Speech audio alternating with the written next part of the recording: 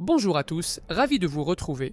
Je souriais en revoyant la séquence, mais franchement, on en arrive à se demander si certains engagements politiques ne relèvent pas d'un aveuglement inquiétant. Aujourd'hui, Sarah Gnafo était présente au Salon de l'Agriculture pour répondre aux questions de Coxy lors d'une interview. L'échange a été brièvement interrompu par une militante particulièrement agitée, dissimulée derrière une plante, qui s'est mise à chanter fasciste en détournant l'air d'une chanson connue. Une intervention plus théâtrale que pertinente qui a surtout provoqué des rires, notamment chez Sarah Gnafo. On peut en sourire sur le moment, mais il y a tout de même une limite à l'absurde. Depuis des semaines, voire des mois, certains qualifient systématiquement leurs opposants de fascistes sans même maîtriser le sens du terme. Beaucoup répètent ce mot sans en comprendre réellement la portée historique ou politique. Dans cette scène, la militante s'est surtout ridiculisée et a fini par être évacuée.